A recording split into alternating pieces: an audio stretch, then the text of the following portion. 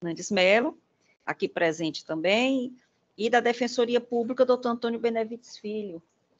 Boa tarde, doutor Antônio Benevides. Servidores também integrantes da secretaria desta Câmara, na pessoa da secretária doutora Ismênia Nogueira, servidores que possibilitam a nossa transmissão, na pessoa do senhor Edson Mendes, a Força Policial aqui presente, advogados e demais presentes. Iniciamos pela apreciação e aprovação da ata número 03 de 2024, da sessão ordinária de 7/2 de 2024. Não, Excelência. Então, ata aprovada. Processos retirados de pauta. 1.15, remessa necessária cível 000628155/2009, Polo Ativo, Estado do Ceará. Polo Passivo, Sadia S.A. Relatoria desembargadora Maria Nailde Pinheiro Nogueira. Da minha relatoria, 1.1, apelação e remessa necessária 013-2152-16/2013. Polo Ativo, Francisco Wagner Alencar de Souza e outros. Polo Passivo, Estado do Ceará. Processos retirados de mesa. 1.40. Apelação e remessa necessária 3.082.91.87.2023. Polo Ativo, Francisco Luiz Pinheiro. Polo Passivo, Instituto de Saúde dos Servidores do Estado do Ceará e SEC. Relatoria da desembargadora Maria Nailde Pinheiro Nogueira. Também da mesma relatoria, 1.38. Agravo interno em apelação número 023-1585-46-2020, o item 67 do PJE. Agravante, Pedrina Antônia Alves de Oliveira Arraes Ademar, Alencar, e agravado Estado do Ceará. Da minha relatoria. 5.2, apelação cível 0014-512-11-2018.8.06. Os apelantes, Ricardo José de Oliveira Silva, Andrei Moreno Freire, Valdir Ferreira de Menezes e Maria Hilda de Souza. O apelado Ministério Público do Estado do Ceará. 5.2. Então, são os processos retirados de mesa. Vamos para os processos com pedido de vista. Apelação cível número 0048-135-11-2014. Número 2.1 da pauta. Os apelantes Seagra, Cerâmica e Agropecuária Assunção Limitada e Cerâmica Aquiraz Limitada. Apelados Estado do Ceará, Construtora Marquise Limitada e Município de Aquiraz. Relatoria do desembargador Luiz Evaldo Gonçalves Leite. Na sessão do dia 7 de fevereiro do ano em curso, dando continuidade ao julgamento após a sustentação oral do advogado da apelada, doutor Raul Amaral Júnior, passei a palavra ao eminente relator, desembargador Luiz Evaldo Gonçalves Leite, que proferiu seu voto no sentido de conhecer da apelação cível para dar-lhe provimento, sendo acompanhado pela excelentíssima senhora desembargadora Maria Nailde Pinheiro Nogueira. Na sequência, pedi vista dos autos para melhor examinar a matéria. E o julgamento ficou adiado para a presente data. Mas aqui comunico aos presentes, e inclusive aqui ao advogado que também está presente, que pediu a sustentação oral, que terei que apresentar o meu voto vista na próxima sessão, ficando adiado para melhor exame. Pois não. Obrigada, doutor Raul. 2.2. Senhora presidente, só para uma questão de ordem, acho que nesse processo, desembargador Evaldo, a desembargadora Nailde ainda não havia confirmado o voto dela na Vossa Excelência na sequência.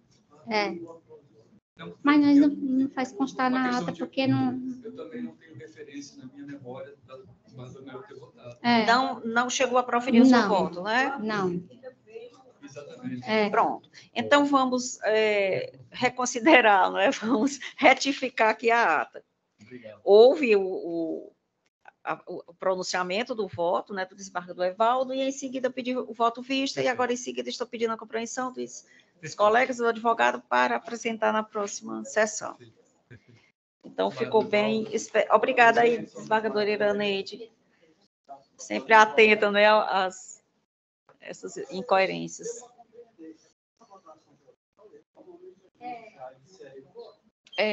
Sim. Sim. na sessão, exatamente, é só uma base, né, de trabalho. Foi excelente, porque ajusta e... Exato. Não tem depois nenhum... Até porque o que fica na ata, realmente, ele fica prevalecendo. Realmente é complicado, se não fizer a retificação.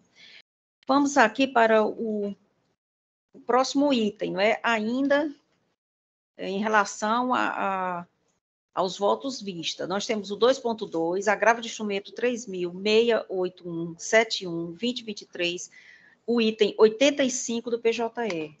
O polo ativo, a Defensoria Pública do Estado do Ceará, e o polo passivo, o município de Fortaleza. Relatoria do desembargador Luiz Evaldo Gonçalves Leite. Na sessão do dia 7 de fevereiro do ano em curso, dando continuidade ao julgamento, após o voto do eminente relator, no sentido de conhecer do agravo de instrumento para dar-lhe provimento, pediu vista dos autos para melhor exame da matéria a excelentíssima senhora desembargadora Maria Nailde Pinheiro Nogueira, e o julgamento ficou adiado. Então, aqui eu passo a palavra à desembargadora Maria Nailde para confirmar se é ou não a apresentação do voto. Pois não, senhora presidente. Como falava o desembargador Suenon, continua em estudo, na próxima semana eu apresento, né? Pois não, ó. Muito bem lembrado que realmente são estudos bem aprofundados, né? Que às vezes alguns votos nos exigem. Então, esse processo fica adiado para a próxima sessão. Passamos agora aos processos com pedido de preferência, mas sem sustentação oral. 5.67, embargo de declaração número 017-769974-2016, SAGE. Relatoria do desembargador Francisco Gleidson Pontes. O embargante, o Estado do Ceará. Embargados, Oliveira Augusto, Mazzi, advogados. E também, em nome, né, dos embargados, os pedidos foram feitos por Oliveira Augusto, Mazzi, advogados. Então, passo a palavra ao desembargador Francisco Gleidson para a síntese do julgamento. Boa tarde, presidente. Boa tarde, corte. Boa tarde, advogados, servidores. Presidente, esse processo, na verdade, eu estou aplicando a súmula 18 nele, porque não existem as omissões apontadas, e eu acredito que o núcleo da ementa já seja suficiente para conhecimento dos advogados que pediram a preferência. Embargo de declaração, alegação de omissão quanto à base de cálculo dos honorários de sucumbência. É evidenciado necessidade de arbitramento sobre o valor atualizado da causa.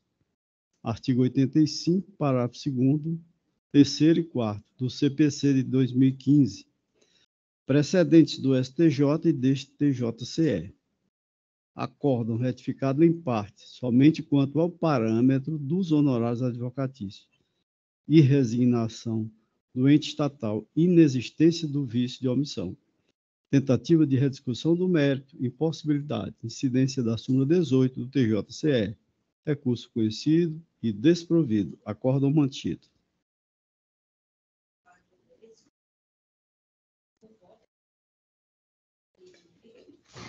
Eu ratifico o voto provisório, senhora presidente, apoiando o eminente relator. Com o relator, presidente.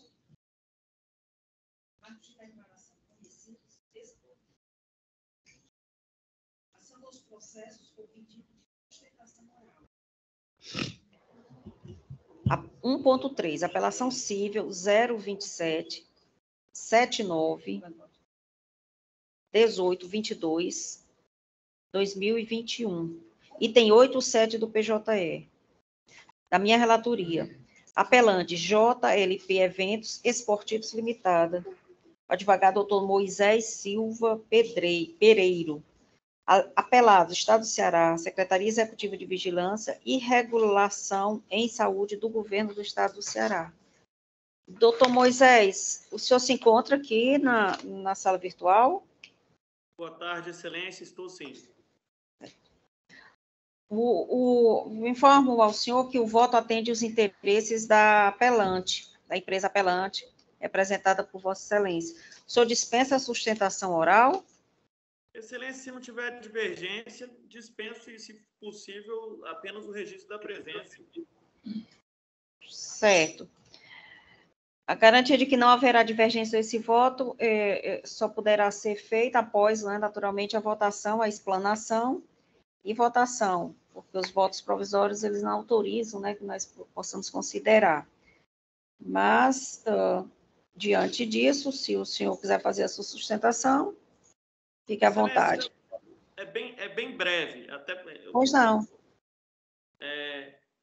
Primeiramente, boa tarde a Vossas Excelências, a embargadora presidente, os demais membros dessa turma, ilustre representante do Ministério Público, da Defensoria Pública, demais colegas aqui presentes.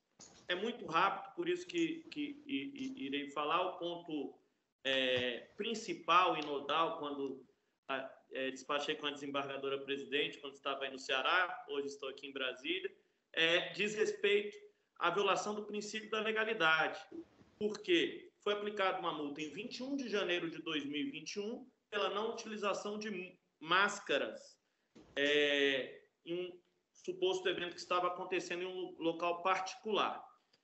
Só que aqui não quero entrar no mérito administrativo. Havia um decreto legislativo 543 de 2020 em que se decretava o estado de calamidade pública.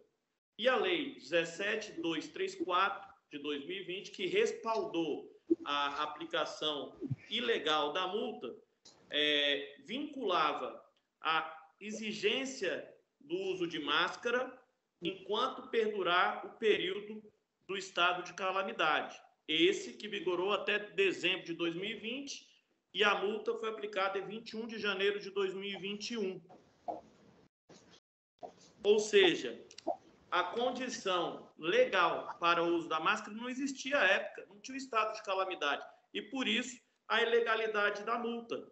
E cumpre ressaltar que o estado de calamidade só foi renovado em 11 de fevereiro de 2021 pelo decreto legislativo 555. Ou seja, à época da aplicação da multa, não existia a condição legal para a exigência do uso das máscaras e, por consequência, a condição legal para a aplicação da multa aplicada pela Secretária Executiva de Vigilância e Regulação de Saúde, razão pela qual pugna pela reforma da sentença para que seja concedida a segurança e, assim, afastada a aplicação da multa com a revogação do ato ou a sua anulação.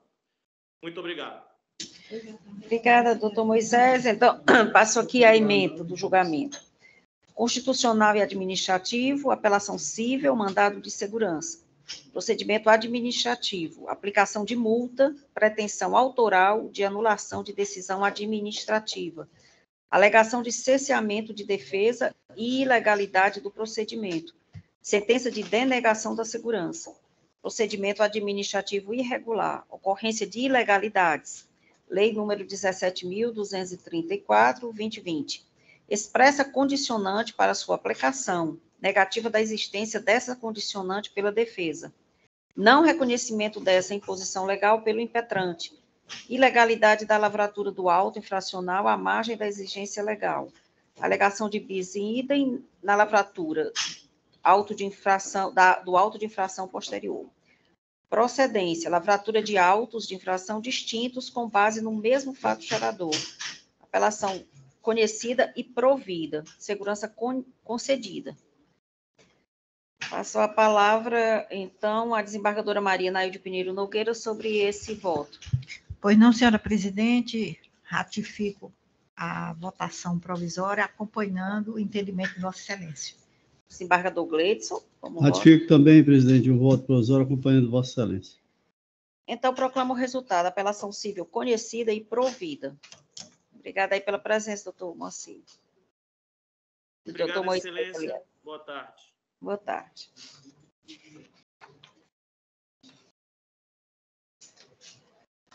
Passamos agora ao processo 5.1 da pauta. Apelação cível 0032.447.92/2014, SAGE, da minha relatoria.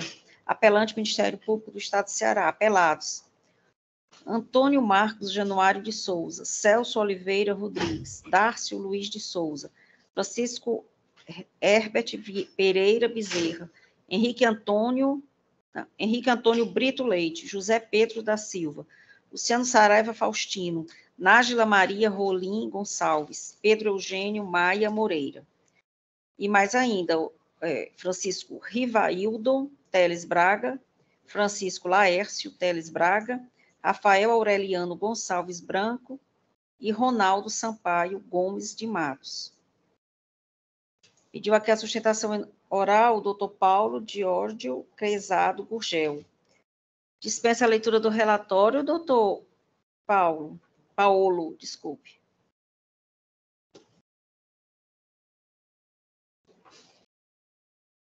Da água aqui da secretária, se o advogado requerente se encontra. Ele tinha entrado bem no início, mas não estou aqui. Veja se o localiza.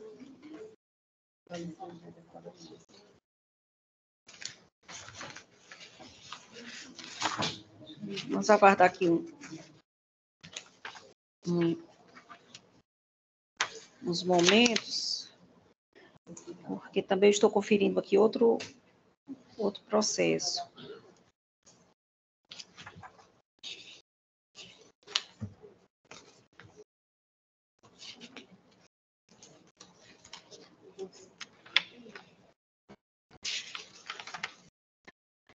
Eu vou continuar aqui a pauta das sustentações orais, enquanto nós temos aqui a resposta, né, da presença do advogado. Vamos agora para o 5.166, apelação cível 000-262677-2017, relatoria do desembargador Luiz Evaldo Gonçalves Leite. Apelante Instituto Nacional do Seguro Social, INSS, e apelado Francisco de Assis Macedo da Cunha. O advogado do senhor Francisco, o doutor Benedito Dias Albuquerque de Sá. Presente, Excelência. Presente, eu localizei. Doutor Benedito, boa tarde. Boa tarde. O senhor dispensa a leitura a sustentação oral, porque o voto atende aos interesses do apelado. Sim, Excelência, eu gostaria só de destacar com relação à majoração dos honorários sucumbenciais, apenas esse ponto. Certo, apenas esse ponto, né, que o senhor realça o pedido do apelo. Exatamente. Passar, então, a palavra aqui ao desembargador Luiz Evaldo, para a síntese do julgamento, a contemplação, naturalmente, do seu pedido. Pois não, presidente. Boa tarde a todos. Vou ler aqui o projeto da emenda. Eu não trouxe meu iPad, estou aqui valendo o celular. Sim. Direito previdenciário, apelação civil, ação ordinária de restabelecimento do benefício de auxílio-doença, com conversão em aposentadoria por invalidez. Laudo pericial, incapacidade verificada, preenchimento dos requisitos do artigo 42 da Lei número 8.213/91. Necessidade de consideração dos aspectos socioeconômicos e culturais da requerente. Termo inicial. Data imediatamente posterior à cessação do auxílio-doença. Apelo conhecido e desprovido, sentença mantida. E eu vou aqui para a parte dispositiva, com relação sobre os honorários que o desembargador, a parte requerendo através do seu advogado fez referência. Diante do exposto, conheço do recurso apelatório para negar provimento, mantendo a sentença recorrida em todos os seus termos, condeno o promovido ainda ao pagamento de honorários advocatícios, cujo percentual deverá ser definido por ocasião da liquidação do julgado a teor do artigo 85, parágrafo 4º, inciso 2 romano, do CPC de 2015. Autarquia previdenciária isenta de custas processuais nos termos do artigo 5º, inciso 1 romano, da Lei Estadual 16.132/2016. Então, voto, presidente. Pois não, obrigada, desembargador Evaldo. Então, proclamo o resultado da apelação civil conhecida e desprovida. Obrigado, Excelência. Boa tarde a todos e boa sessão. Até a próxima. Boa tarde. Ponto 25, agravo de instrumento 312-73-18-2023, item 50 do PJE. Relatoria da desembargadora Maria Nailde Pinheiro Nogueira. Agravante, saúde suplementar, soluções em gestão de consultoria e treinamento limitada. Advogado doutor Antônio Araldo Ferraz Dalpozo. Outro agravado, Instituto de Saúde, os agravados, Instituto de Saúde dos Servidores do Estado do Ceará, representado, dois agravados, Instituto de Saúde dos Servidores do Estado do Ceará e a Maida Infoway, Tecnologia e Gestão em Saúde, representada aqui pela doutora Soraya Vasconcelos de Oliveira, que requereu também sustentação oral. Mais uma agravada, Saúde, Administração em Saúde Limitada. Vamos iniciar pela sustentação oral requerida pelo doutor Antônio Araldo Ferraz. Doutor Araldo, o senhor terá os 15 minutos regulamentares para a sua sustentação oral. Muito obrigado, senhora desembargadora presidente desta Câmara, os demais desembargadores e excelentíssima desembargadora relatora, a doutora Maria Nailde Pinheiro Nogueira. O filósofo conhecido Ortega y Gasset, no seu livro O que é Filosofia, diz que a clareza é a cortesia do filósofo. E eu entendo que deva ser também os operadores de direito. Como se o mérito desse agravo é a declaração de nulidade da decisão administrativa que desclassificou a empresa Saúde Suplementar Hora Agravante no pregão eletrônico promovido pelo ISEC e qualificou a segunda colocada com preço quase R$1 milhão superior à oferta da agravante. No entanto, há vários fundamentos para se atender ao pleito recursal e anular a decisão recorrida. O primeiro argumento é que a legislação em vigor ao tempo dos atos previa uma única fase recursal, cujo termo inicial era a declaração do vencedor da licitação, conforme dispõe o artigo 4º, inciso 17 da Lei 10.520 de 2022 e o artigo 33 do Decreto Estadual 33.326 de 19. No mesmo caminho, o item 17.1 do edital, que dava o prazo de 20 minutos para recorrer depois da rematante ser aceita e habilitada. Com base nessa oportunidade recursal aberta, as empresas Maida e Salutes apresentaram seus recursos. Na oportunidade, a Procuradoria-Geral do Estado opinou pela manutenção da classificação da agravante, seguido pelo próprio pregoeiro. Em seguida, agentes da ISEC realizaram a prova de conceito e a agravante foi aprovada com conceito satisfatório, recebendo 66 pontos. Todavia, aqui começam os problemas. Foi aberta uma segunda fase recursal, e dessa feita, os agentes do ISEC acolheram os argumentos das agravadas Maida e Salutes, retirando 16 pontos da agravante, que foi desclassificada. E, a partir de então, várias ilegalidades foram cometidas no procedimento licitatório. A mais evidente é ter aberto uma segunda fase recursal que a lei não previa. Todavia, argumentando um tanto, suponha-se que a primeira fase recursal não houvesse sido aberta no momento procedimental correto.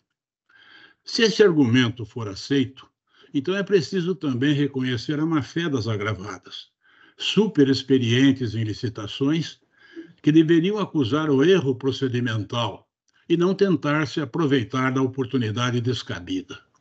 Nada alegando, mas recorrendo, foram vítimas da própria torpeza, pois para elas operou-se a preclusão consumativa para a malfadada segunda fase recursal. E, como todos sabem, ninguém pode se aproveitar da própria torpeza. Aliás, a própria administração não poderia ter confiado na prova, na nova conclusão tão dispar de uma comissão que, num primeiro momento, aprova a agravante com 66 pontos e depois, diante de argumentação das agravadas, retira da agravante 16 pontos.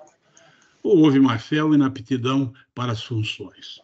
A administração deveria tê-la dissolvida e nomear outra para a nova prova de conceito a ser aplicada na agravante, mas isso não foi feito.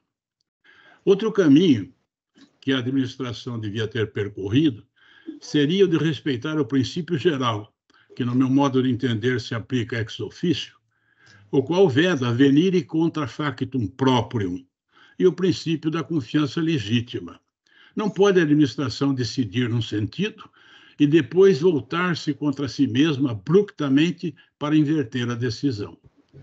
Apercebendo-se das falhas apontadas pelas agravadas, ainda que de modo intempestivo, ao invés de emitir outra decisão diametralmente contrária à anterior, a administração deveria anular o processo a partir do início da fase do pregão, aproveitando, obviamente, o edital já publicado. Mas esses caminhos legítimos não foram seguidos, e a verdade é que acabou prevalecendo uma irregular segunda fase recursal, com a preclusão consumativa já operada para as agravadas. Portanto, diante dessa situação muito ilegal, muito fora da ortodoxia do procedimento administrativo, a única forma de corrigir é realmente anular a decisão de desclassificação da agravante. Muito obrigado. Pois não, obrigada, doutor Antônio Ferraz. Passou aqui a palavra a doutora Soraya Vasconcelos Oliveira.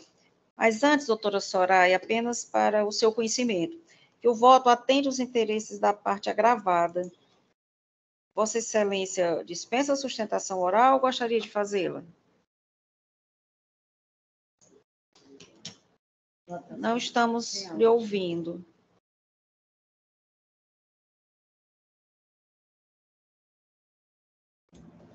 Pronto, porque estava...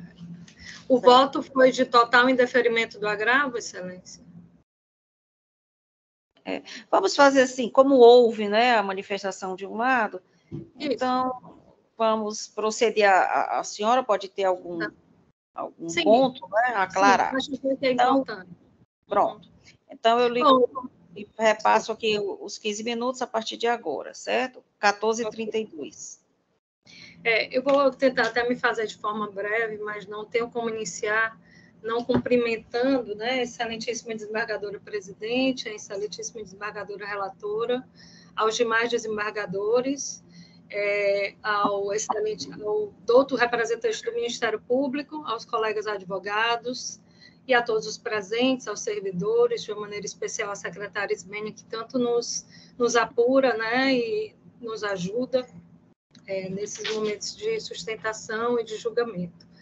Bom, eu queria iniciar a minha sustentação de uma forma bem objetiva e clara, relatando sobre as duas fases recursais alegadas tanto na ação anulatória em primeira instância, né, interposta pela aqui agravante, como no agravo de instrumento aqui sendo julgado. Na verdade, Excelência, não existiram duas fases recursais no certame licitatório do pregão eletrônico do ISEC, o pregão eletrônico 2023-001, que foi declarado pelo ISEC, e que tem por objeto, inclusive, a contratação de uma empresa para uma gestão de programa de saúde do órgão, né?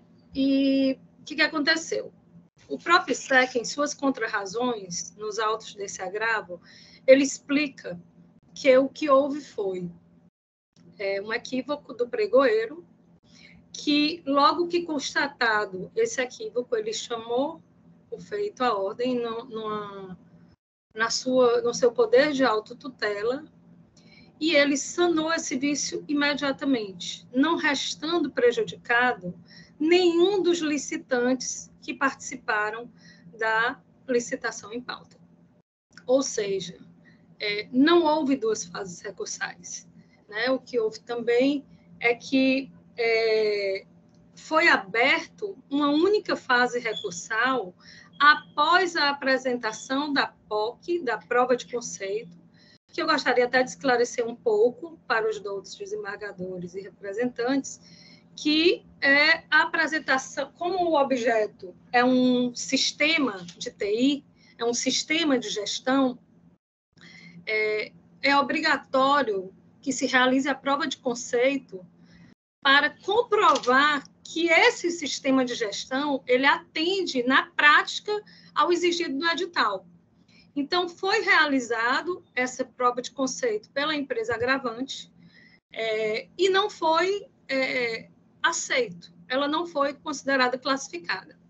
De fato, num primeiro momento, a comissão de licitação julgou satisfatória a sua apresentação, entretanto, após os recursos apresentados por diversas empresas licitantes, a comissão técnica do ISEC, que julga, né, a prova de conceito, ela voltou atrás em diversos itens que fizeram com que a agravante não atingisse os pontos necessários para ser classificada à fase seguinte do certame. E, com isso, devido à POC ser uma fase obrigatória do certame licitatório, a agravante foi desclassificada e claramente entrou com ações judiciais no intuito de tumultuar o processo e tentar reverter essas decisões. Faz-se necessário, Excelência, deixar claro que a agravante, antes da ação anulatória aqui em pauta, ela entrou com 2 mandados de segurança e os 2 foram indeferidos. Na ação anulatória, o juiz de piso, o digno juiz de piso, ele também julgou a ação improcedente, liminarmente, né? E aí aqui, no agravo de instrumento, inclusive a desembargadora relatora, a doutora Maria Nilde, né, em âmbito de cognição perfunctória, ela deferiu parcialmente a suspensão, a antecipação da tutela e a suspensão do certame, suspensão parcial do certame, com o objetivo de que sejam esclarecidos os pontos alegados pela agravante. E se de fato existiram 2 fases recursais, como a agravante alega, né, em seu agravo, sendo, desculpe, redundante. Mas o que houve, e resta esclarecido, é que não existiram 2 fases recursais, existiu apenas uma fase recursal, e, de fato, o que ocorreu é que a agravante ela não atingiu a pontuação técnica necessária para seguir um certame licitatório. Né? E, diante desses fatos que foram colocados, nós vimos pedir, novamente, requerer a total improcedência, né, do agravo de instrumento aqui deliberado e julgado, esclarecendo todos esses pontos de uma forma bem objetiva e clara para o melhor julgamento de vossas excelências. Obrigada, excelência.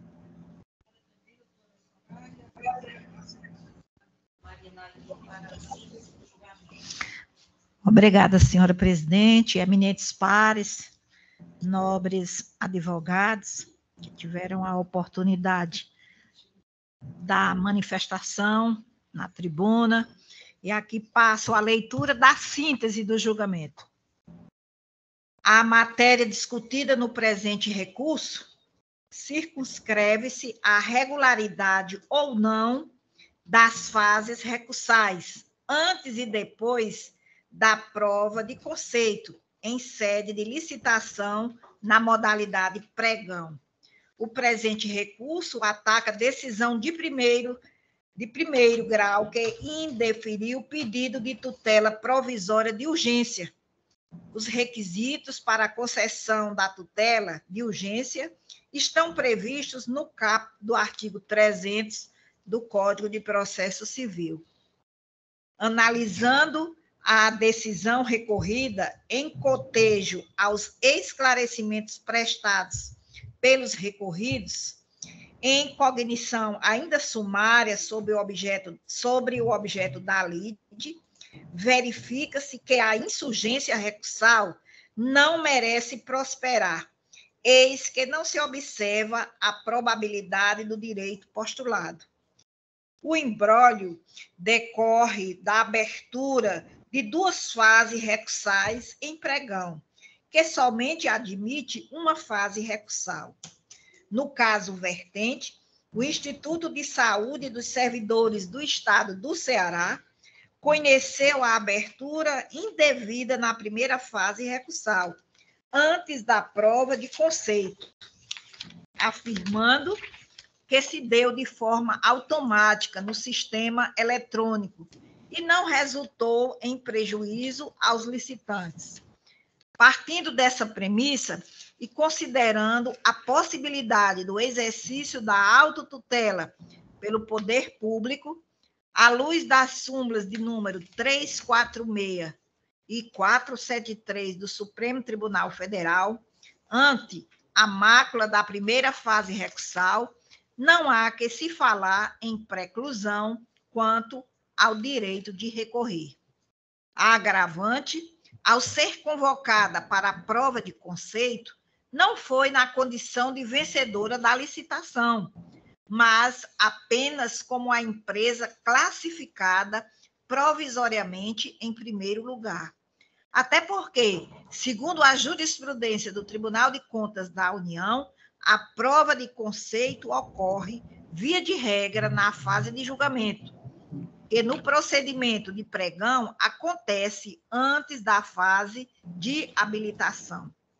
Sob esta ótica, diante da ausência dos requisitos legais do artigo 300 do Código de Processo Civil, notadamente da probabilidade do direito, e sem pretender adentrar no mérito da questão principal, digo eu, por impossibilidade de suprimir a instância, visto que a ação ainda será apreciada em sua feição meritória, entende-se da leitura das razões deste recurso que não assiste razão ao agravante, justificando, então, o não provimento do agravo de instrumento e a consequente manifestação integral da interlocutória ACOR.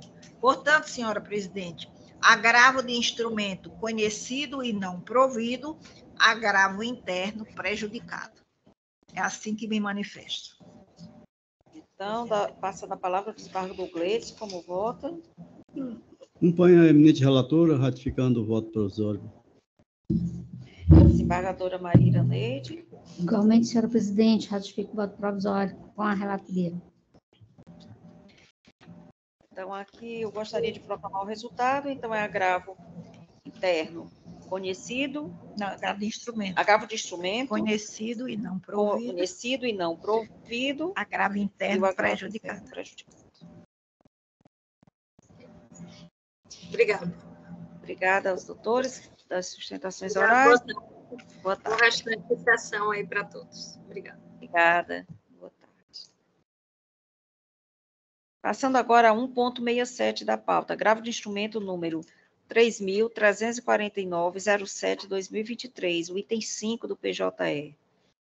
Relatoria da desembargadora Maíra Neide Moura Silva. Agravante Estado do Ceará. Agravada Eliane de Souza Lima. Advogada doutora Maria Gabriela Oliveira Santos, advogada da senhora Eliane, requeriu a sustentação oral. Aqui consta, doutora Gabriela, que o voto atende os interesses da sua cliente. A senhora gostaria de manter o pedido? Excelência, então, dispenso. Como? Dispenso o pedido de sustentação oral. Dispenso o pedido, excelência. Pois não. Então, passo aqui a palavra à desembargadora Maíra Neide para a síntese do julgamento. Obrigada, senhora presidente. Como Vossa Excelência já bem adiantou, que o voto, ele contempla o pedido aqui da parte representada pela doutora aqui presente. Eu vou, então, leitura aqui da ementa.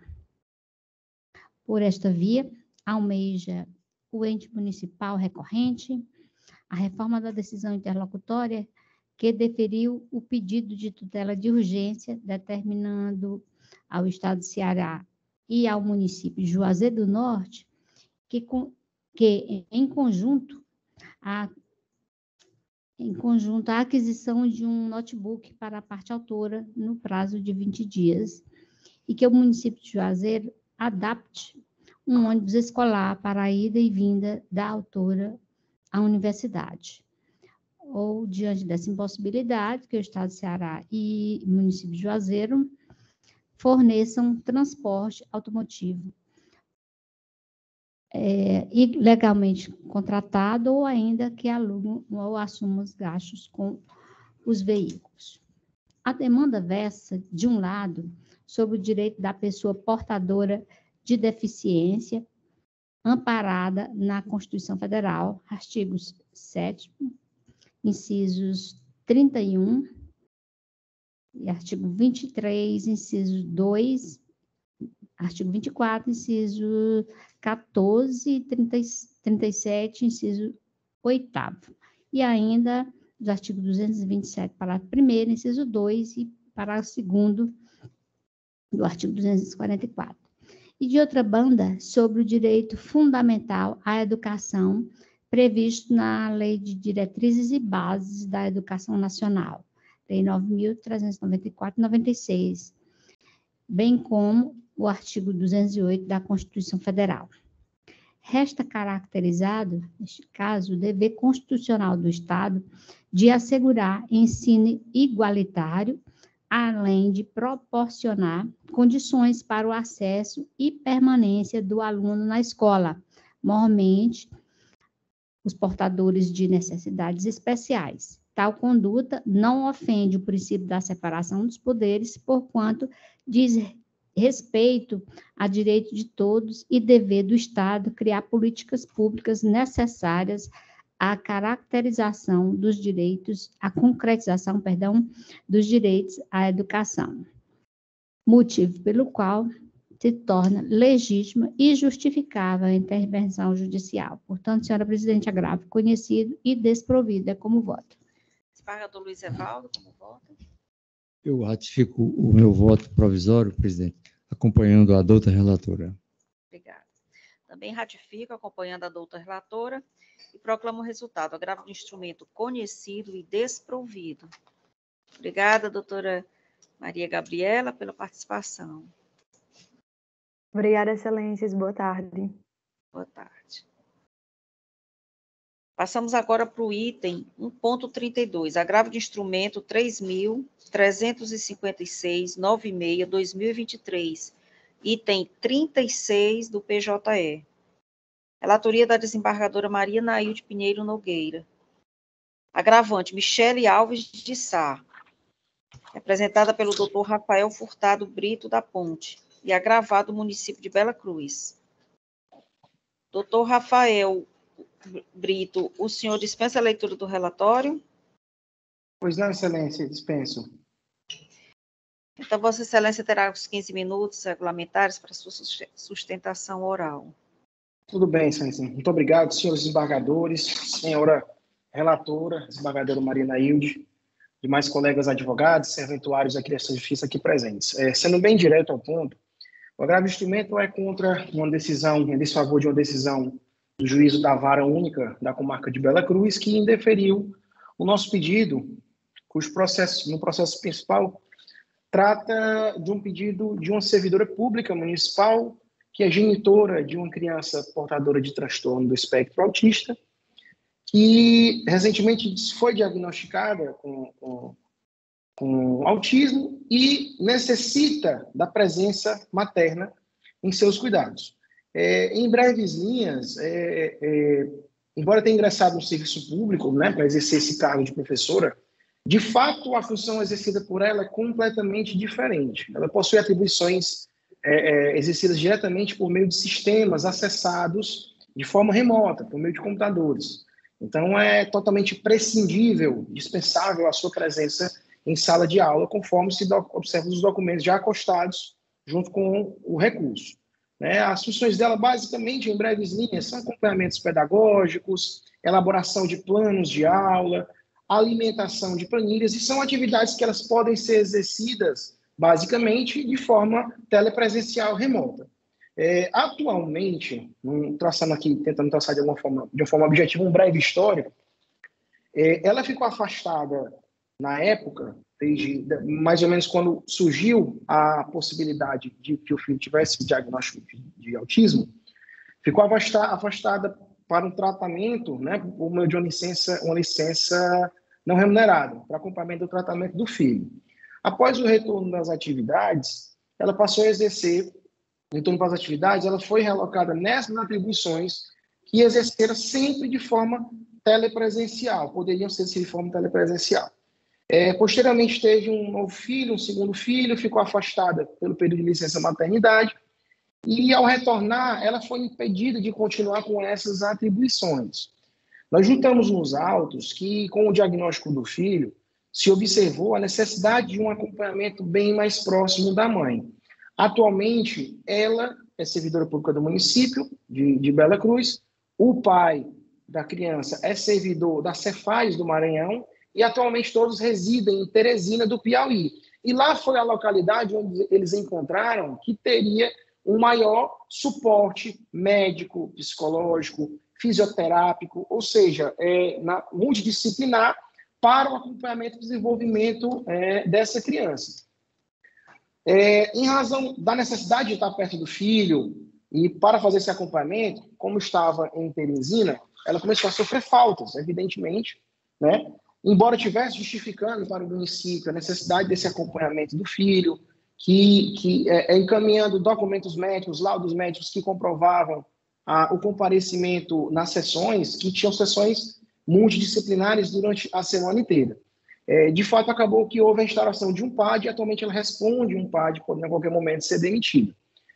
Observe-se que a própria política do município, excelências, ela se baseia no sentido de fomentar boas condições a pessoas portadoras do transtorno do espectro autista, o que se denota pela Lei Municipal 797, de 2016, ID já constado nos autos, que trata sobre a possibilidade de redução da jornada do servidor que possui um filho que tem transtorno do espectro autista. Existem algumas legislações que peço venha para citar, como, por exemplo, a Lei 12.764, de 2012, que institui a Política Nacional de Proteção da Pessoa com Transtorno do Espectro Autista, que define lá no parágrafo 2º, em seu artigo 1º, que a pessoa portadora de transtorno do espectro autista, ela é considerada pessoa com deficiência. Logo mais, o próprio Estatuto da Pessoa com Deficiência, em seu artigo 8º, diz que é dever do Estado, da sociedade e da família assegurar às pessoas com deficiência, dentre diversos direitos, a convivência familiar e comunitária. Então, a manutenção em si dessas atividades de forma presencial, no caso específico dessa servidora, vai fazer com que ela não consiga, assim, de fato, acompanhar o tratamento do filho de forma adequada. Isso ficou bastante evidenciado, excelências, por meio da documentação juntada. Cito também uma outra lei do município de Bela Cruz, do próprio município de Bela Cruz, que trata sobre, que no caso a lei 942 de 2022, que dispõe sobre a política municipal aos direitos das pessoas com transtorno do espectro autista. E essa lei trata, em seu artigo 3º, serem objetivos da política municipal de proteção dos direitos da pessoa com transtorno do espectro autista, a questão relativa à promoção do convívio familiar. Então, em breves linhas, trazendo qual seria a razão, de forma bem direta, a reforma dessa decisão interlocutória, seria que a probabilidade do direito resta preenchida, uma vez que a gente está tratando de uma criança portadora do espectro autista, necessita da convivência da mãe, uma criança que faz um tratamento já há bastante tempo na cidade de Teresina, o pai é servidor no Maranhão, então foi o local que eles encontraram meio termo para que ele pudesse fazer lá o tratamento dele, e é um tratamento adequado, ele tem todo o acompanhamento, que está sendo acompanhado já há mais de ano, e do ponto de vista do perigo da demora, a própria documentação nos autos, juntada já aos autos, ela demonstra que essa demora tem causado um prejuízo com essa situação de instalação de um PAD. A qualquer momento, essa servidora ela pode ser demitida. A descrição das atividades constantes, já caminhando para o final, excelências, eu destaco que a descrição das atividades por ela realizadas sequer foi questionada pelo município por ocasião da manifestação a liminar. No momento que nós pedimos a tutela de urgência, o magistrado determinou a oitiva do município no prazo de 5 dias, e nessa manifestação sequer se questiona as atividades por ela exercidas. Então, eu peço que Vossas Excelências observem esses pontos e deem provimento ao nosso agravo para que essa servidora ela possa, sim, continuar exercendo as suas atividades, ela não quer se privar disso, ela quer continuar exercendo suas atividades, contudo, da forma que já vinha exercendo, de forma remota, de forma completamente telepresencial, e possa, assim, também acompanhar o seu filho nesse momento tão importante, no início de vida, no momento que eles inicialmente descobriram essa condição, que a convivência familiar, como todos sabem, ela é impreterível nesse momento. Então, é somente nesse sentido, excelências. Muito obrigado pela oportunidade. Tenham todos uma boa tarde. Boa tarde, doutor Rafael. Passo aqui a palavra à desembargadora Maria Nailde para a síntese do julgamento. Obrigada, senhora presidente. Parabenizo aqui o doutor Rafael Furtado pela sua manifestação. E aqui passo a síntese, a leitura da síntese do julgamento. O mérito da questão recursal se limita a postular a mudança da sistemática de trabalho da agravante Michele Alves de Sá, para que permaneça de forma integral em regime de teletrabalho no cargo de professora de educação básica no município de Bela Cruz. Para tanto, descreve a situação de tratamento do transtorno do espectro autista, CID-10 F84.0, de seu filho menor e a necessidade de acompanhamento em outra cidade. De início, deve-se ponderar que o direito, ora perseguido pela agravante, volta-se ao regime jurídico-administrativo dos servidores do município de Bela Cruz. Sob tal diretiva, a administração pública deve obedecer ao princípio da legalidade estrita. Em observância aos elementos trazidos aos autos, não se registra a elaboração de plano de cargos da administração municipal, de modo que o direito a ser tutelado aos servidores municipais ainda perpassa por uma falta de regulamentação. A administração pública, por se regular em razão da legalidade estrita, não possui a faculdade de conceder ao servidor regime de trabalho ainda não regulamentado ou previsto em lei. Portanto, constata-se em exame inicial que, mesmo diante da situação excepcional em que se encontra a agravante, não se pode indicar a probabilidade do direito requerido. De outra sorte, a agravante intenta, em sede de agravo de instrumento, a concessão definitiva da pretensão perseguida, sem dantes obter o exame prévio pelo juízo do primeiro grau da ação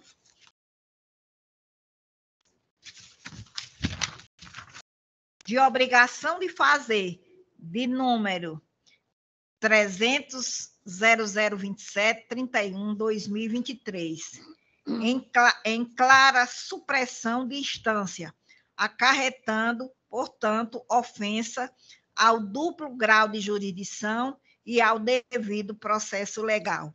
Portanto, doutor Rafael, embora mãe, avó, sensível a essas questões, não posso, nesse momento, ser favorável ao pleito da Michele Alves de Sá. Portanto, recurso conhecido e improvido, é assim como me manifesto. Obrigada, desembargadora Nailde. Passo aqui a palavra ao desembargador Cleidson para o voto. Senhora presidente, o voto da eminente desembargadora Nailde é irreparável. Nós estamos diante de uma situação, de fato, bem especial, mas o processo no juízo de origem ainda não teve o seu deslinde. É uma decisão interlocutória em que a agravante pretende já uma situação de definitividade. Então, não se pode, em nível de agravo de instrumento, já conceder essa tutela antecipatória definitiva. Eu acompanho a eminente relatora. Pois não. Desembargadora Maria Iraneide, voto. Obrigada, senhora presidente. Igualmente, como assim argumentou aqui o desembargador Gleison, eu também acompanhei a eminente relatora, principalmente por esse último aspecto que ela colocou em seu voto, pelo fato ainda a ação, o assunto ainda não ter sido julgado pelo juízo de piso. E, neste caso, em clara supressão de instância, não poderia a eminente relatora decidir diferente. Eu acompanho na íntegra. Então, proclamo o resultado, agravo de instrumento conhecido e desprovido. Obrigado, excelências. Boa tarde. Boa tarde. Doutor Rafael, passamos agora a conclusão da fase de sustentações orais, mas como ficou na pendência aquele pedido, foi feito tempestivamente, eu vou fazer a chamada novamente, porque o advogado havia entrado, aqui pelo que me informou, a secretária havia entrado em sala e depois realmente não se encontra mais. Então, de qualquer forma, ficou 5.1, apelação cível 00-32-447-92-2014, Sistema SAGE, da minha relatoria.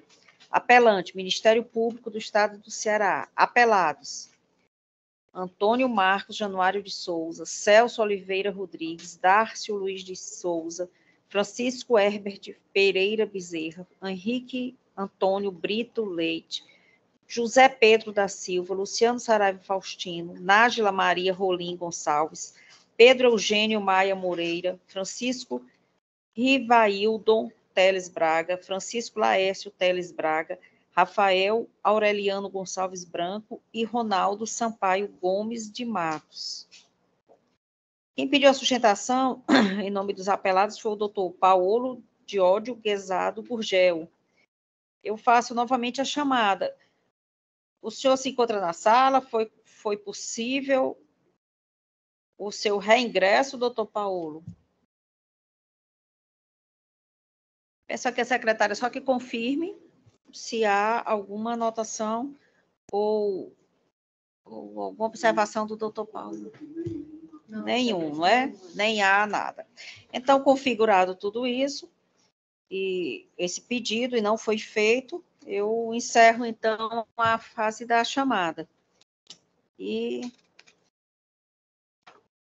anuncio aqui o julgamento em respeito, de qualquer maneira, ao pedido, né, do doutor Paulo. Eu vou passar aqui a leitura breve da ementa, na sua síntese da verbetação. Constitucional e administrativa, apelação, ação civil pública, por ato de improbidade administrativa, atos ímprobos do Executivo em parceria com a iniciativa privada para a compra de votos de vereadores para desaprovação de contas de ex-prefeito. Sentença de improcedência baseada na insuficiência de provas. Reforma parcial, aplicação da lei número 8.429/92, tema 11.1199, STF. Repercussão geral e retroatividade da lei 14.320/2021. Conjunto fático probatório suficiente a embasar a prática dolosa de atos ímprobos por agentes do Executivo em parceria com empresários. Ofensa à moralidade da administração pública e ao regime democrático. Elementos verossímeis, mas insuficientes para a condenação dos agentes do Poder Legislativo. Apelação cível conhecida e parcialmente provida. Aqui desenvolvo também a emenda em vários itens, mas como irá imediatamente para o sistema, eu faço só o registro dessa parte. E passo a palavra à desembargadora Maria Nailde Pinheiro Nogueira para seu pronunciamento. Acompanho integralmente o entendimento de Vossa Excelência, ratificando a votação provisória. Desembargador Gleidson, como voto? Ratifico o voto provisório, presidente, acompanhando Vossa Excelência. Então, proclamo o resultado, apelação cível conhecida e parcialmente provida. E agora damos realmente por encerrada a parte dos processos com pedido de sustentação oral. Passamos, então, às manifestações, né, da Procuradoria-Geral de Justiça e da Defensoria Pública, indagando ao representante da Procuradoria-Geral de Justiça, o excelentíssimo doutor Luiz Laércio Fernandes Melo, se há alguma manifestação nesses processos. Obrigada, doutor Laércio. Indago também o excelentíssimo representante da Defensoria Pública, doutor Antônio Benevides Filho, se há alguma manifestação. Não, requerimento a ser feito, senhora presidente. Muito obrigado. Obrigada também. Indago aos integrantes da Câmara.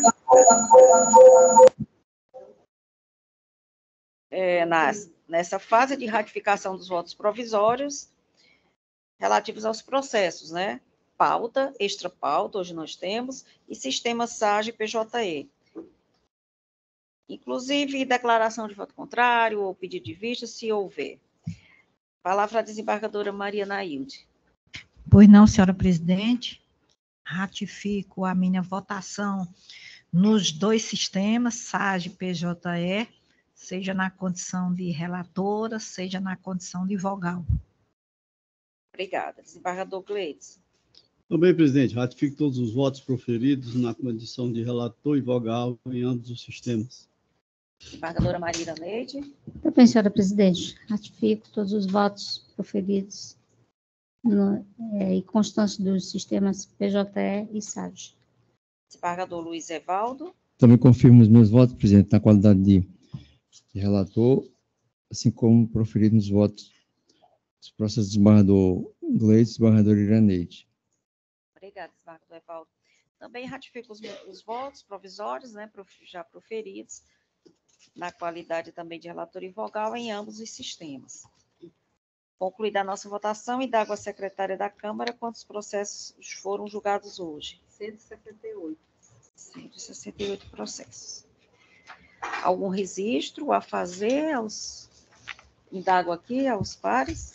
Senhora presidente, sempre é bom para a família que está enlutada, para a família que está sofrida, receber um voto de solidariedade, de pesar, e eu sempre costumo trazer para cá, porque vejo da relevância para essas famílias.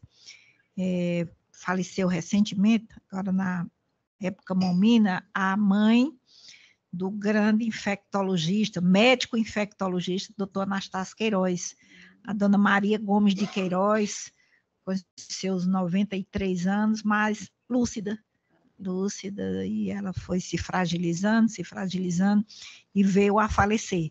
Então, também faleceu, e aqui o Evaldo também conhecia, uma aurorense, Maria Lucimar Macedo Quezado, conhecida por Maninha, né? E mãe da Ana Quezado. Ana Quezado atualmente exerce a sua atividade de assessoria de comunicação da Unifor. Então, eu queria propor esse voto de pesar, de solidariedade a essas duas famílias, devendo as comunicações serem endereçadas ao doutor Anastácio Queiroz e também à doutora Ana Quezado. É assim a minha proposta. Colocar a desembargadora Naide, então acredito que todos se acostem. Pleno acordo. De acordo, presidente. A senhora também se acosta. Pois não. Então encaminharemos, né, as comunicações necessárias. Muito obrigada. Não, obrigada também. E declaro encerrada a sessão. Até a próxima. Até a próxima.